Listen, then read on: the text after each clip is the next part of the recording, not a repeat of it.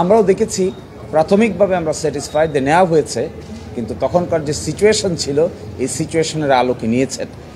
নেওয়া না নেওয়ার প্রশ্ন না, আমরা বলছি যদি নাও নিতেন তাও সরকারের বৈধতা নিয়ে প্রশ্ন উত্থাপন করার কোনো সুযোগ নাই। 106-এর বাইরে গিয়েও এই সরকারের বৈধতা হলো জনগণের সার্বভৌম ক্ষমতার বহিঃপ্রকাশ। এটাই সবচাইতে সঠিক এবং সবচাইতে গভীর বৈধতার প্রশ্নের সমাধান।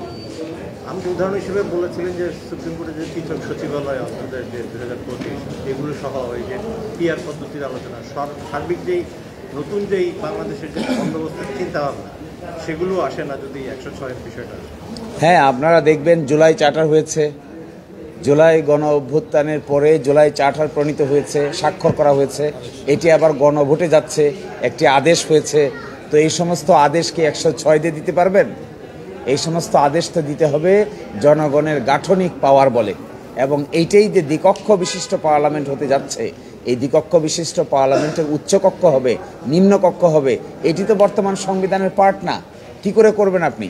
এটি শুধুমাত্র জাস্টিফিকেশন হলো জনগণ তার সার্বভৌম ক্ষমতার এক্সারসাইজ করতে যাচ্ছে। এই জন্য যে আদেশটা জারি হয়েছে, জুলাই সনদ বাস্তবায়ন সংবিধান সংস্কার আদেশ 2025, এর শুরুতে দেখবেন লেখা আছে যে জনগণের সার্বভৌম ক্ষমতার ইচ্ছার বহিঃপ্রকাশ হিসেবে এই আদেশ জারি করা হলো। তাহলে অন্যান্য যে সাংবিধানিক ইস্যুগুলো আছে 106-এর যদি দরকার না হয় তাহলে অন্যান্য সাংবিধানিক যে বাধ্যবাধকতা সেগুলো তো মানার দরকার নেই। সরকার চাইলে তো এখন একটা যে কোনো বিষয়ে অবস্থান নিতে পারে, অধ্যাদেশ দিতে পারে, মানে যা ইচ্ছা তাই করতে পারে। তো তাইলে এই গণঅভ্যুত্থানের অভিপ্রায় নিয়ে একটা ভুল হচ্ছে, আপনাদের অনেকেরই ভুল হচ্ছে যে 106 আসলে কি এই সম্পর্কেই ধারণার ভুল হচ্ছে। 106 কোনো আদেশ বা নিষেধ না, 106 হলো একটা মতামত। মতামতের আইনগত কোনো বাধ্যবাধকতা নাই। বাংলাদেশ সহ ভারত, পাকিস্তানে যে সমস্ত ক্ষেত্রে সুপ্রিম কোর্টের মতামত নেওয়ার চেষ্টা করা হয়েছে অতীতে, এর সব জাজমেন্টগুলোতে বলা হয়েছে যে এই মতামতের কোনো বাধ্যবাধকতা নেই। এই মতামত সুপ্রিম কোর্টের কাছে চাইলেই দিতে হবে, এরও কোনো বাধ্যবাধকতা নেই। ইন্ডিয়ান সুপ্রিম কোর্টে বেশ কয়েকটা জাজমেন্ট আছে যেখানে মতামত চেয়েছেন রাষ্ট্রপতি, সেখানে সুপ্রিম কোর্ট বলেছে আমরা এই ব্যাপারে মতামত দিতে প্রস্তুত নই।